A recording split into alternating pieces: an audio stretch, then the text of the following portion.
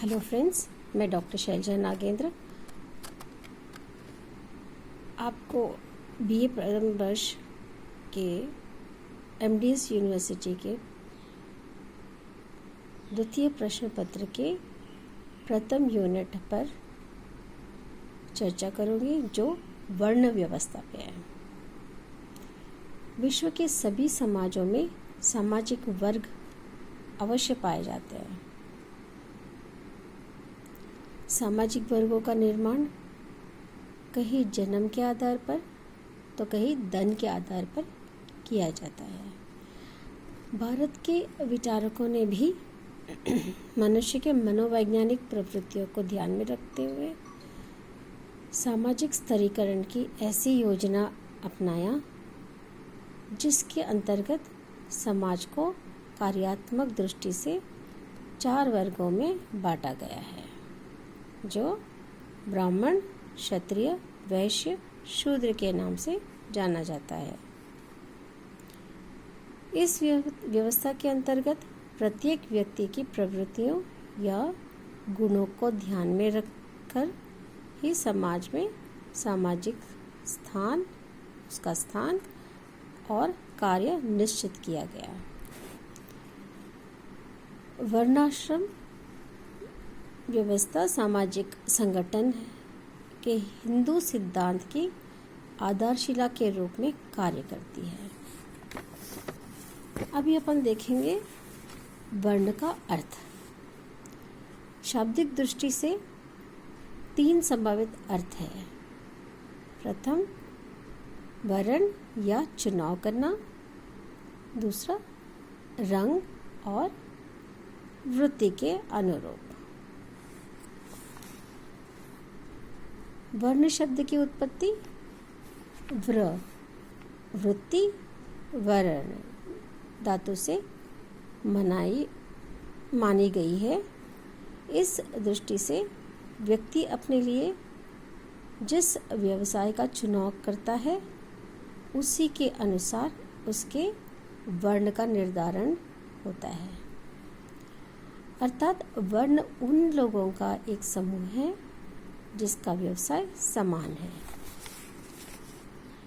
वर्ण शब्द का दूसरा अर्थ रंग से लगाया गया।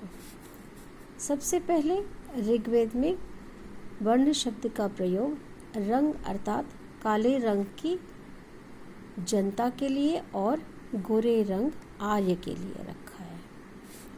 प्रारंभ में आर्य और दास इन 2 वर्गों का ही उल्लेख है। डॉक्टर गुरी के अनुसार आर्यों ने आदिवासियों को पराजित करके उन्हें दास का नाम दिया और अपने और उनके बीच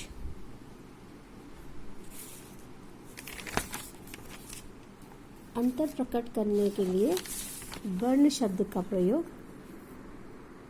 किया है, जिसका अर्थ रंग भेद से है।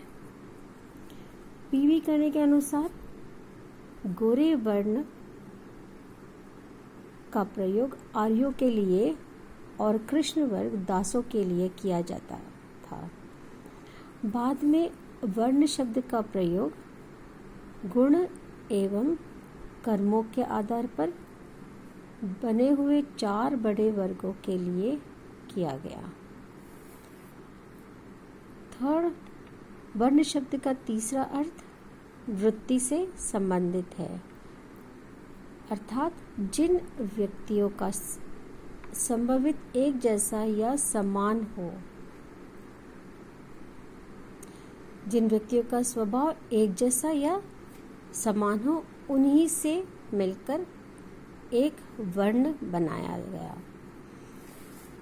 अब भगवद गीता में वर्ण को व्यक्त करते हुए श्री कृष्ण ने कहा, मैंने ही गुण और कर्म के आधार पर 4 वर्ण का रचना किया है। वर्ण व्यवस्था सामाजिक स्तरीकरण किसी ऐसी व्यवस्था है जो व्यक्ति के गुण तथा कर्म पर आधारित है। गुण एवं कर्म का तात्पर्य व्यक्ति के स्वभाव एवं सामाजिक दायित्व से है, जो निभाते हुए सामाजिक उन्नति में योग देते हैं।